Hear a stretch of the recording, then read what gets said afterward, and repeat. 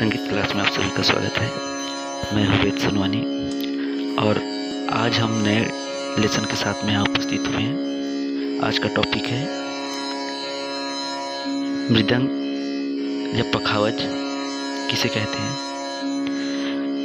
आइए जानते हैं मृदंग क्या है।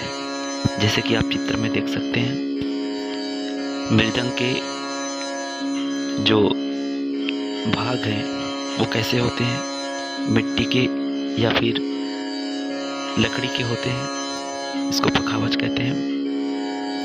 मृदंग के जन्मदाता स्वयं भगवान आशुतोष शिव जी हैं।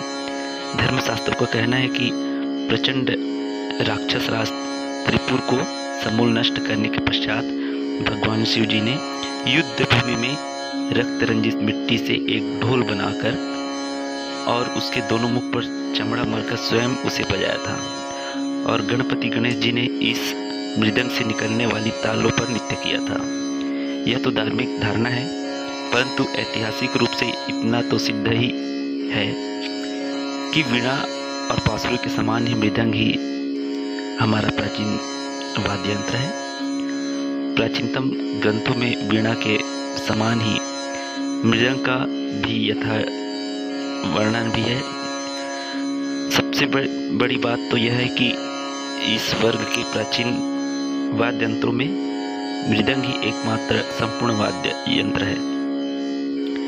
ढोलक, सही प्रकार के ढोल और नगाड़े, डफ डफलियाँ आदि भी ताल वाद्य हैं, परंतु वे सभी वाद्य अपूर्ण हैं।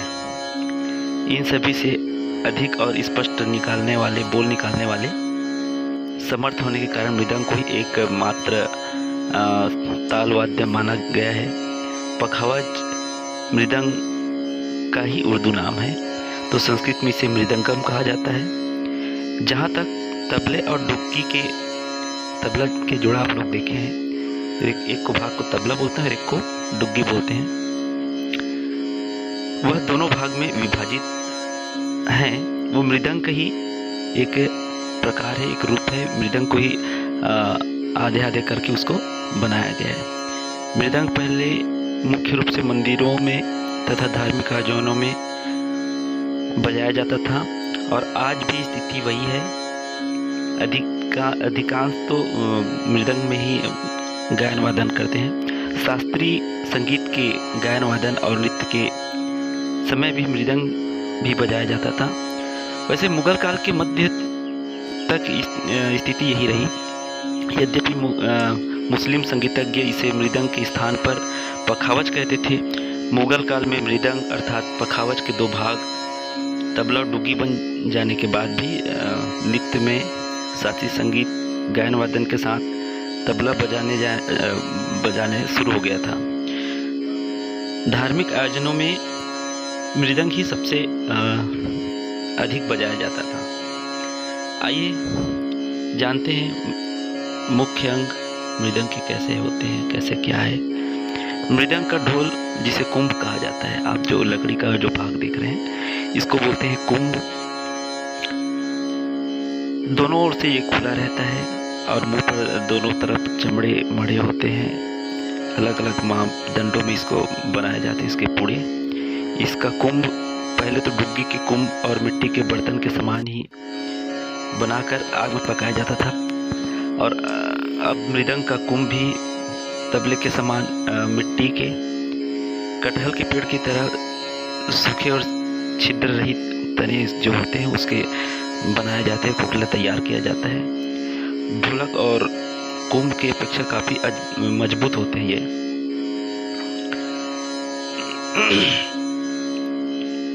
मृदंग के कुंभ की लंबाई 2 फीट अर्थात 60 से 65 सेंटीमीटर के मध्य में होती है।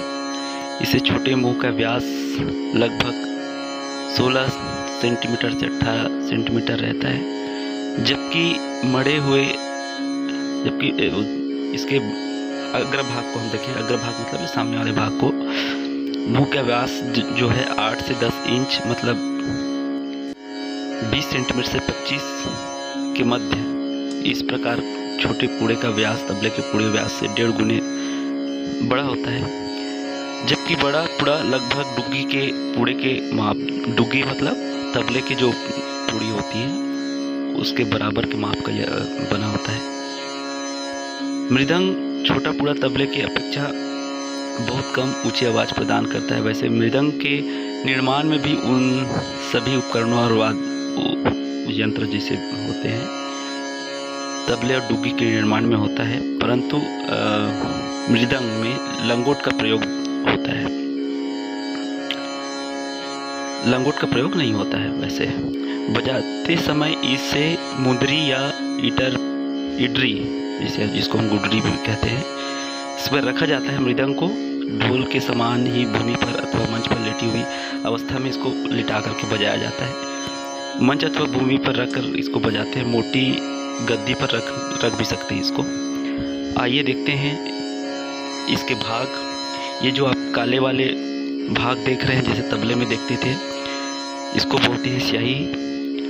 और सेम ये वाइट वाले जो आपको भाग दिख रहा है इसको बोलेंगे लव या मैदान। ये जो पूरा मड़ा हुआ चमड़ा है उसको तो पूरा ही बोलेंगे। और इस अग्रभाग को बोलेंगे चाटी।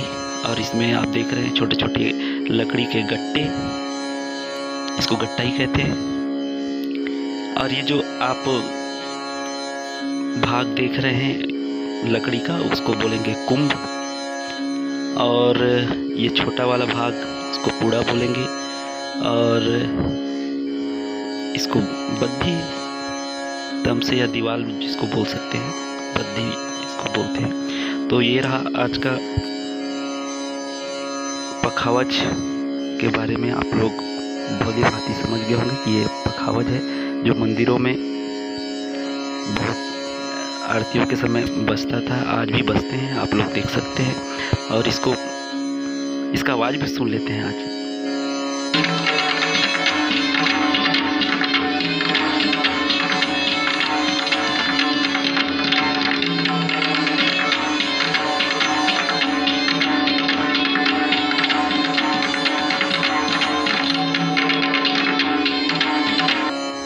तो आज का लेसन आप लोगों को अच्छा लगा होगा। धन्यवाद।